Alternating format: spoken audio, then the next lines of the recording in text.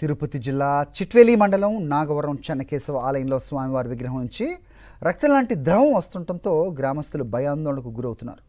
ఈ ఆలయాన్ని 1228వ సంవత్సరంలో నిర్మించారని స్థానికులు చెప్తున్నారు.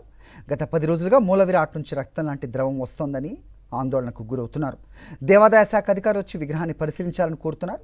కలియుగం అంతమయ్యే వేళ ఎన్నో వింతలు విచిత్రాలు జరుగుతాయని బ్రహ్మంగారు చెప్పారని, అందుకు నిదర్శనమే ఈ ఘటన అంటూ భయపడుతున్నారు గ్రామస్తులు.